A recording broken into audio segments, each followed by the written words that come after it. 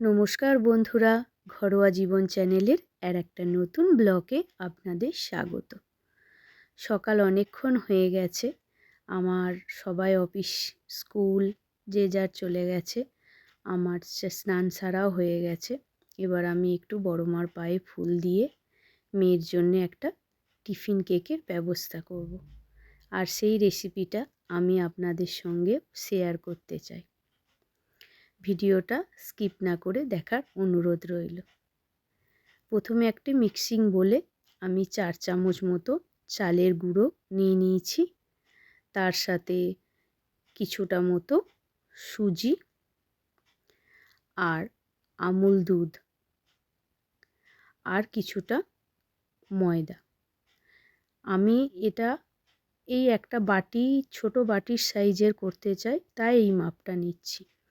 আপনারা যদি একটু বড় করতে চান, মাপটা আর একটু করে বেশি নেবেন। আর মিক্সিং বলে আমি এটা নিচ্ছি কারণ মিক্সটা ভালো হয়ে যাবে, ফেটানোরও বেশিক্ষণ দরকার হবে না। আর তার সঙ্গে আমি অ্যাড করছি খেজুর গুড়। খেজুর গুড়টাকে আমি ভালো করে ছোট ছোট করে প্রথমে কুচিয়ে নিয়ে তারপর এর সাথে অ্যাড করব। এই কেকটা কিন্তু খুবই সুস্বাদু হয় আর খুব কম সময়ের মধ্যে এটা রেডি হয়ে যায়। স্কুলে বাচ্চাদের টিফিনেও এটা দিতে পারেন, আর সন্ধ্যেবেলা টিফিন হিসাবেও খাওয়া যায়। খুবই সুস্বাদু একটা কেক। এটা তৈরি করতে কিন্তু আপনারা সব সময় দুধ ইউজ করবেন। আমুল দুধ এর মধ্যে আমি একটু দিয়েছি বটে, কিন্তু গরুর দুধটা বা প্যাকেট দুধ, যে কোনো দুধ এর মধ্যে আপনারা দেবেন। কোনো রকম জল এর মধ্যে দেওয়া যাবে না। জল দিলে কিন্তু এর যে সুন্দর স্বাদটা সেটা কিন্তু আসবে না। এবার আমি এটাকে ভালো করে ব্লেন্ড করে নিচ্ছি। ব্লেন্ডটা যত ভালো হবে কেকটা তত নরম হবে। আমার ব্লেন্ড করা হয়ে গেছে। এবার এটাকে আমি বোলেতে ঢেলে নিচ্ছি। ঢেলে নেওয়া হয়ে গেলে আমি এবার এর মধ্যে যে ড্রাই ফ্রুটসগুলো দেবো সেগুলো ছোট ছোট করে কুচিয়েও নেব। আমি এর মধ্যে কিশমিশ, কাজু, আমসত্ত্ব দিয়েছি। আপনাদের কাছে যদি আরও কিছু থাকে সেগুলোও অ্যাড করতে পারেন। ছোট ছোট করে কেটে কুচি কুচি করে এর মধ্যে দিয়ে একটু ভালো করে ফেটিয়ে দেবেন একবার, যাতে পুরোটা ড্রাই ফ্রুটসগুলো চারিদিকে ছড়িয়ে যায়। তাহলে প্রত্যেক বাইটেই ড্রাই ফ্রুটসগুলো মুখে আসবে আর খেতেও খুব সুন্দর লাগবে। এরকম হাতে করে করে স্লাইসগুলোকে চারিদিকে ছড়িয়ে দিন। আর এর মধ্যে যেটা আমি ভাইটাল জিনিস অ্যাড করেছি সেটা হচ্ছে একটা ইনো। এই সবুজ রঙের ইনো পাতাটাই খুব ভালো, স্বাদটাও ঠিকঠাক থাকে, কোনো ফ্লেভারটা অতটা খারাপ লাগে না। এই ইনোটা কিন্তু আপনাদের লাগবেই এর মধ্যে। এবার ইনোটা দেওয়ার পর ভালো করে একটুখানি কিছুক্ষণ ফেটিয়ে নেবেন। এবার যে টিফিন বক্সটা আপনারা ইউজ করবেন তাতে সামান্য ঘি নিয়ে বুলিয়ে দিতে হবে। আপনারা যদি মাইক্রোওয়েভ ব্যবহার করেন তাহলে করতে পারেন, আর যারা মাইক্রোওয়েভ ব্যবহার করতে পারেন না বা নেই তারা এই পদ্ধতিতে করতে পারেন। খুব সুবিধা হয় এই পদ্ধতিতে কেক করার। এবার কেকে দেওয়ার জন্যে একটু চিনির ক্যারামেল বানিয়ে নিতে হবে। তার জন্যে খানিকটা চিনি কড়াইয়ে নিয়ে চিনিটাকে ভালো করে নাড়লেই, কোনো জল দেওয়া যাবে না, আস্তে আস্তে নাড়লেই দেখবেন চিনিটা গলে যাচ্ছে। অনেকক্ষণ আর গলে গিয়ে তার ক্যারামেলটা বেরিয়ে আসছে। নাড়াচাড়া করতে করতেই করতে থাকবেন। নাড়াচাড়া কিন্তু বন্ধ করা যাবে না। নাড়াচাড়া করলে তবেই ক্যারামেলটা বেরোতে সুবিধা হবে। আর ক্যারামেলটা বেরিয়ে গেলে দেখবেন একটা লিকুইডের মতো হয়ে গেছে।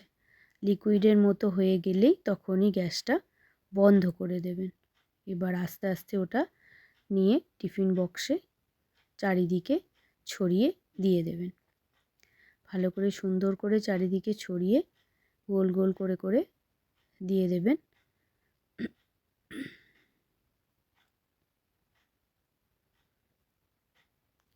এবার চলুন, আমি ওই কড়াইটার মধ্যেই খানিকটা জল দিয়ে দিয়েছি। এই জলের মধ্যে একখানা চাকতির মতো স্টিলের বসিয়ে দিতে হবে। ডাইরেক্ট টিফিন বক্সটা জলে বসানো যাবে না। এবার ওর মধ্যে ব্যাটারটাকে আস্তে আস্তে ঢালতে হবে। তার আগে এর ওপরে আমি কাজুগুলোকে সুন্দর করে গোল গোল করে সাজিয়ে দেব, যাতে কেকটা দেখতে সুন্দর লাগে। আরও কিছু ডেকোরেশন করতে চাইলে করতে পারা যায়, আপনারা যেমন ইচ্ছা তেমন করতে পারেন। আমি শুধু কাজু দিয়েই একটু ডেকোরেশন করেছি। এবার দেখুন ওটা কি সুন্দর ইনো দেওয়ার জন্য ফুলে ফেপে গেছে। আস্তে আস্তে পুরো ব্যাটারটা আমি বক্সের মধ্যে ঢেলে নেব। ঢেলে নিয়ে ভালো করে চামচে করে সাইজ করে দেব, যাতে এবড়ো খেবড়ো। ওই কড়াইটাতেই আমি জল নিয়ে নিয়েছি। এই জলটা মধ্যে একটা গোল রাংতাগুলো, যেগুলো তরকারি পাতি নামিয়ে রাখা হয়, সেই গোল ব্যাটারগুলো ওর মধ্যে দিয়ে দেব। ডাইরেক্ট বক্সটা জলে বসানো যাবে না। এবার একটা সাইড দিয়ে আরেকটু যদি জল লাগে জল দিয়ে দেবেন। জল দেওয়ার পর একটা ভালো চাপা ওর মধ্যে উল্টে এইভাবে চাপা দিয়ে দেবেন। দিয়ে গ্যাসটাকে সিমে করে ফুটতে দেবেন।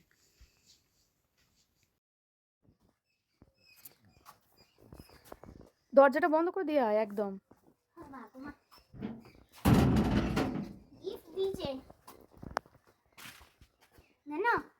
কে গিফট দিয়েছে? আজকে আমাদের ক্লাসে হ্যাঁ ফার্স্ট বাই সত্যিকার কালকে বার্থডে ছিল।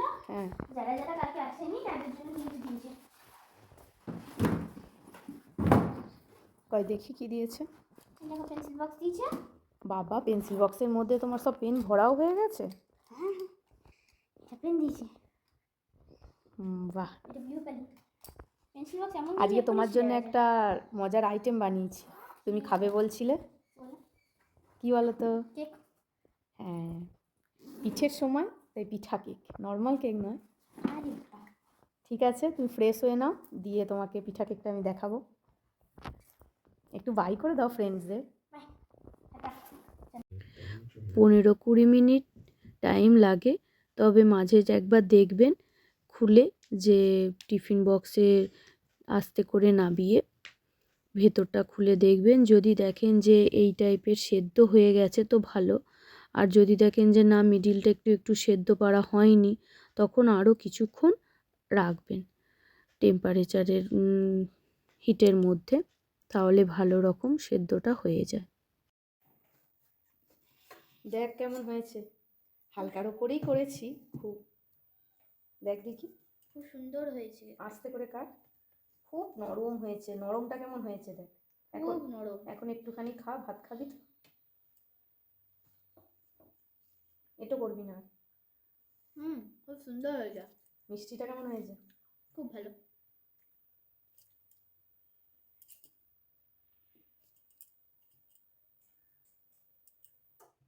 আপনারাও কিন্তু বাড়িতে এই পিঠা কেকটা বানাবেন। আর মায়ের এই ছোট্ট ব্লগটা আপনাদের কেমন লাগলো সেটা অবশ্যই কমেন্ট করে জানাবেন। আর আমাদের চ্যানেলটা সাবস্ক্রাইব করে দেবেন। বাই।